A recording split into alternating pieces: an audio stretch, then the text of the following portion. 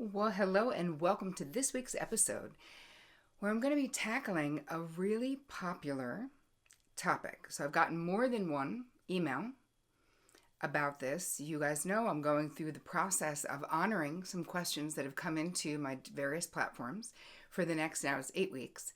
So this question came in and it was about someone else thinking that her partner is addicted to their phone.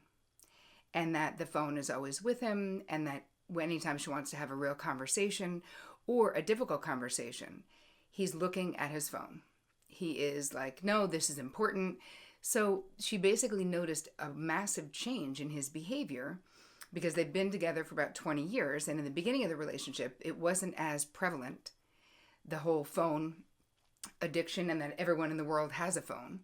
And I actually remember when I started dating Vic, my husband, this was in the 90s, that he had a phone that was like the size of a cinder block, basically. I didn't have a phone. Nobody did then. He actually had a pager.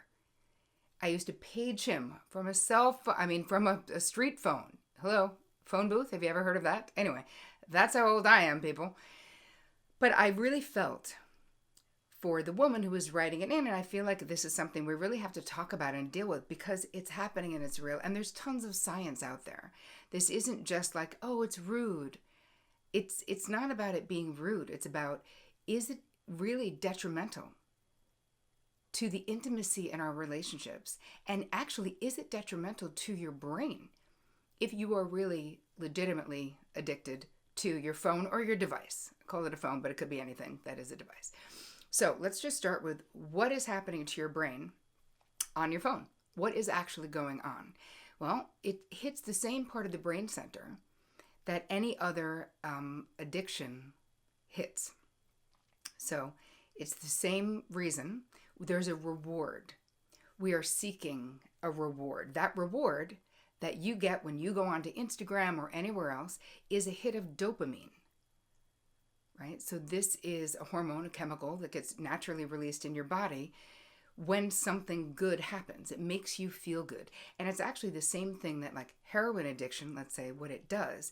It's not really dopamine, right? Heroin is not dopamine, but it mimics the euphoria that dopamine being released in your brain gives you. So now, especially people with addictive personalities, we basically have like the addiction in our pocket, in our purse, in wherever, always close by.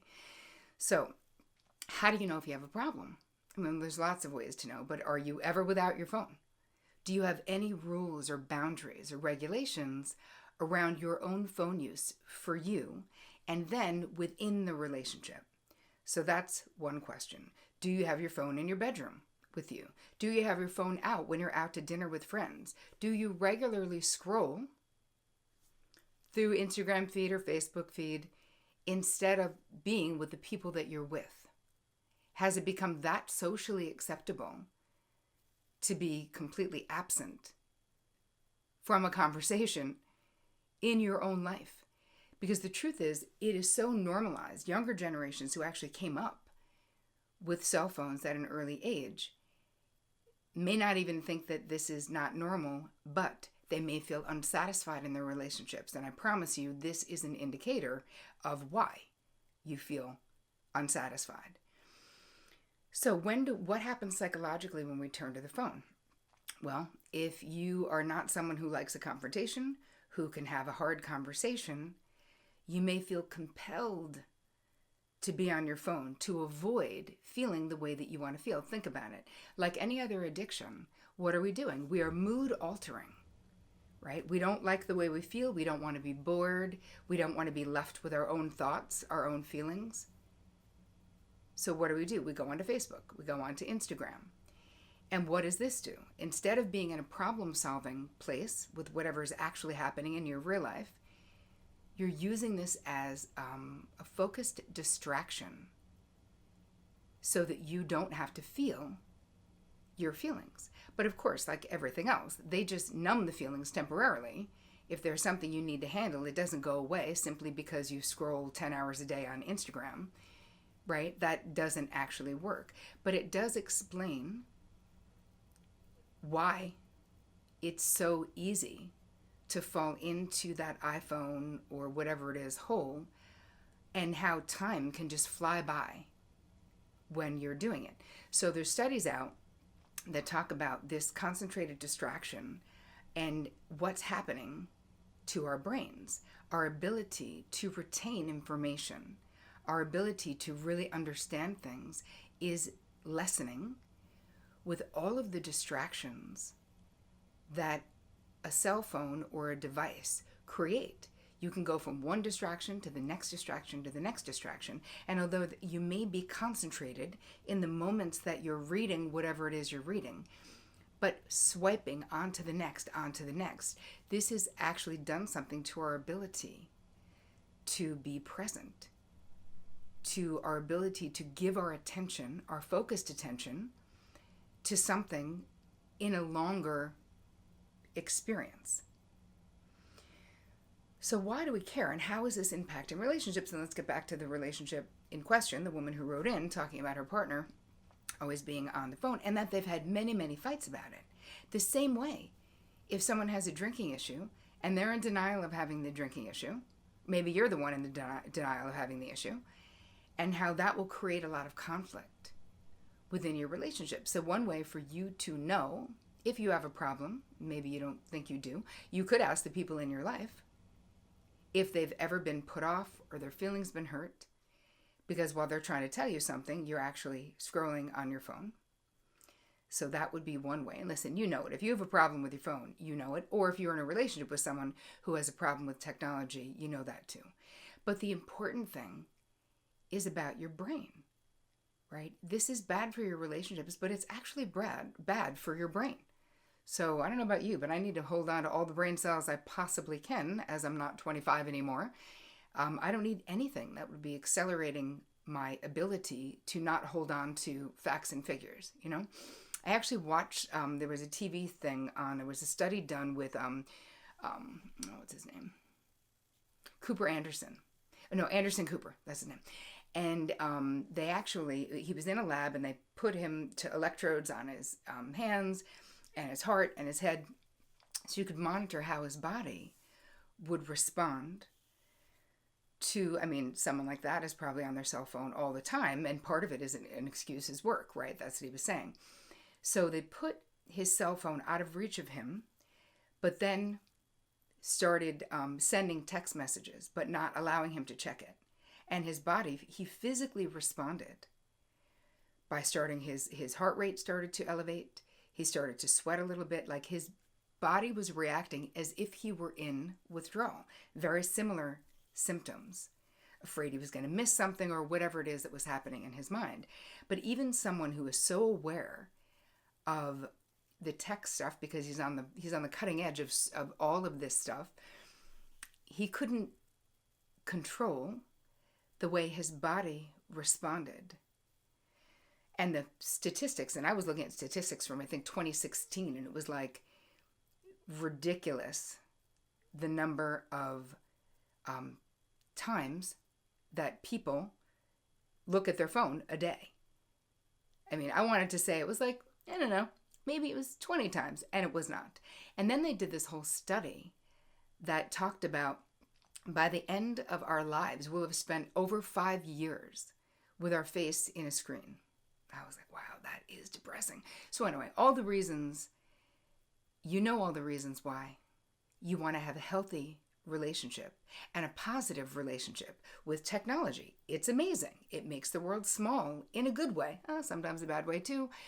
But this is a miracle that you get to have this incredibly complicated computer literally in the palm of your hand.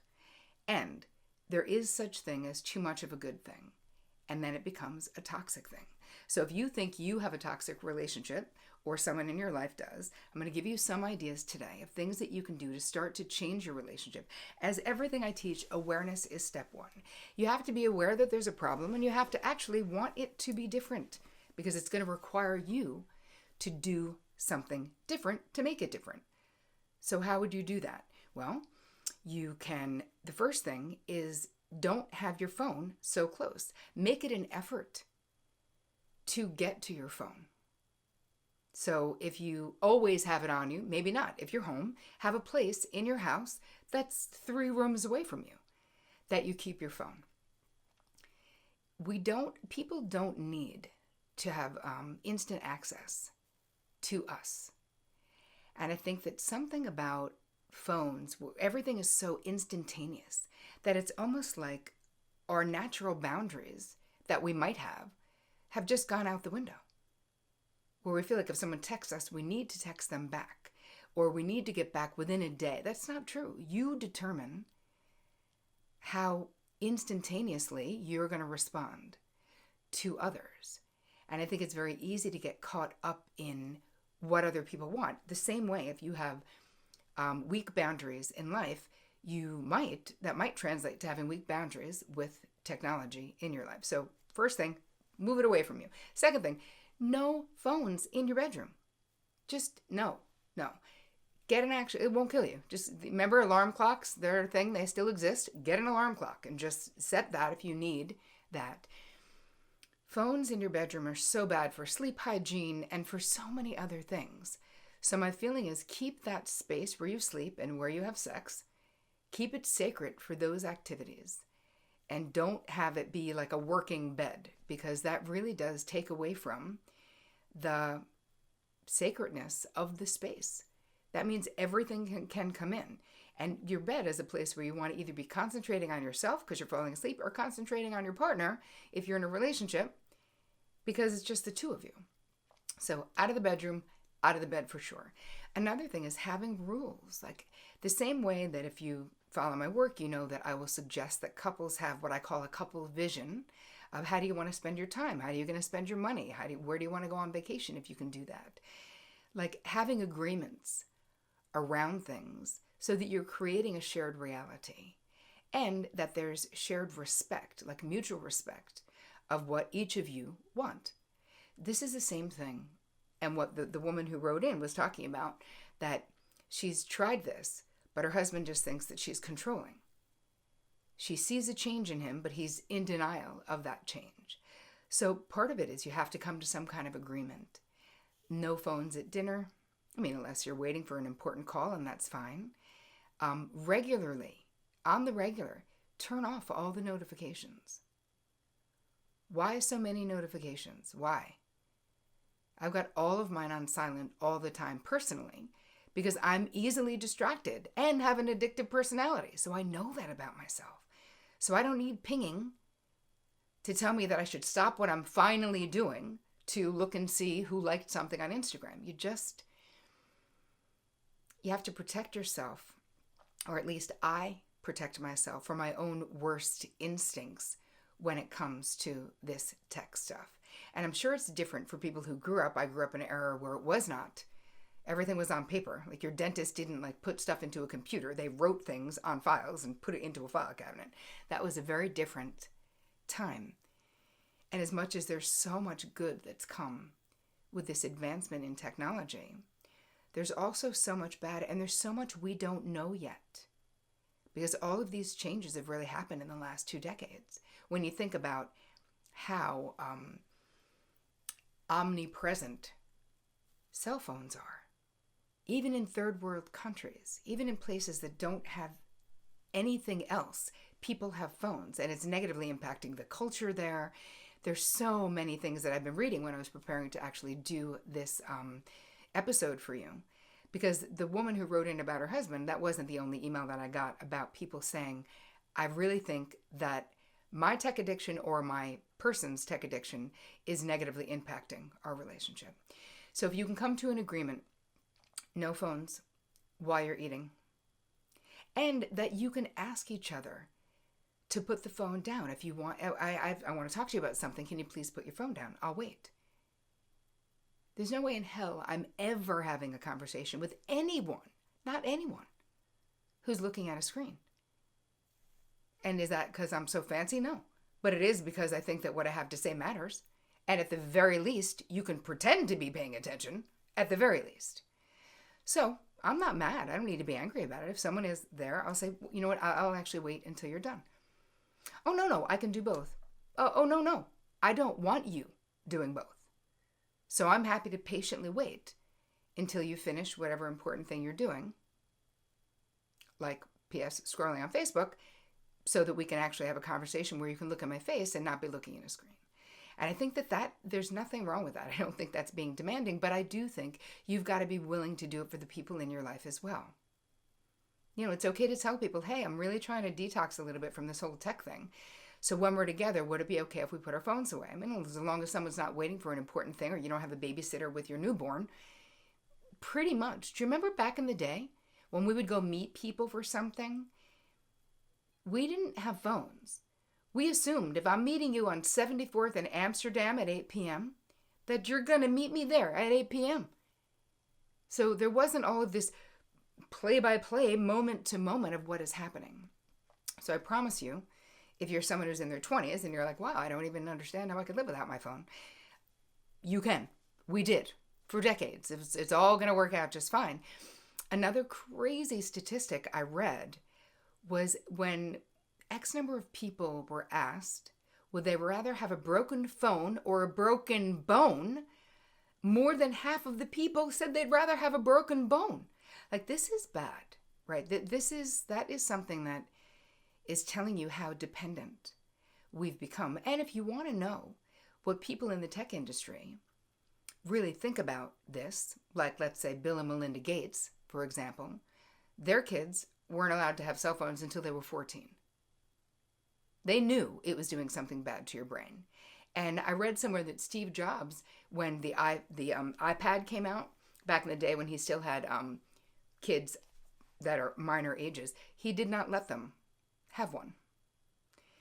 So it's kind of like, what would your doctor do if they had the thing you have? That's the thing you want to do? That's telling us they have information and have had information, I mean, forever, the tech industry, about how bad it is for us. And I don't want you to regret the way that you're living your life. And so instead of first looking at our partner or another person who may have this problem, I want you to look at yourself. And I want you to say, okay, so what am I doing? What am I doing? What is my relationship to this? How often am I losing space? Am I losing time? Am I losing brain cells, basically? Just falling into the Facebook hole or the Instagram hole or whatever it is. So a couple of the steps we already have is put it far away from you so it makes it less easy to grab it and look at it. Have agreements with the people in your life about where there will be some safe zones, some tech-free zones, like the bedroom, but also like the dinner table. Because you are modeling behavior. If you have kids, you're also modeling behavior for kids about how important they are or are not. I mean, how many times I see it all the time. People walking down the streets of New York with their kids, they're like this. Not to mention the mortality rate of pedestrians has gone up exponentially because people are walking and texting, walking and scrolling, walking and whatever it is they're doing. The multitasking, like we were productive before. You don't need to be multitasking in that way. And what you're really missing is the full experience of your life. The full experience of your relationship. Because when, there's a proven fact, right? There was this very famous Yale study done a bunch of years ago now about multitasking. And how, these Yale students thought that they were so awesome and they were doing this great job of multitasking. And the reality is that their results proved that you're just doing many things at the same time less well. That's what that study proved. And I feel like what our phones inspire us to do is multitask all the time, all day long, every day. But you have the power to change that. Have date night be completely phone free. Decide that every Saturday night your phones turn off on Saturday morning and they come back on Sunday or Monday or whatever it is. Give yourself a psychological, a mental, emotional vacation from this virtual life. Because I'm not saying it's not real, but it's not as real as your real life. And that's the truth. It's not as real as your real life. And I want you to honestly look and assess, is your real life suffering from the amount of time that you spend in virtual land? We all understand the benefits of having this at our fingertips, but I want you to really honestly look at the negativity and what is happening and how it's impacting your relationship. So you'll have a download that'll go along with this episode so you can see just some signs and symptoms that maybe you do have a problem yourself, or that your spouse or your person has a problem. And then I'll give you a couple of steps of how you can start to change this. And then I'll give you a couple of resources if you want to look more into this. Because really, it's time for you to take charge of your tech life and make a decision about how much it's going to dominate your real life. So I hope you like this episode, even if you didn't like it. I hope that it was inspired you to think, and that perhaps it will inspire you to change something so that you can up-level the quality of your life and your relationships. Thank you for sending in that question. I super appreciate it. If you haven't heard, I'm going to be doing a live Q&A once a month. It's like literally going to be the Terri Cole Show on my YouTube channel. So if you are not a subscriber, please do that. That will start in April. Stay tuned for more details. If you like this episode, please share it on all your social media platforms. If you are a supporter of the podcast, please go and drop a positive review if you like the show. If you don't like the show, then please don't do that. I hope you guys have an amazing week in your real life. And as always, take care of you.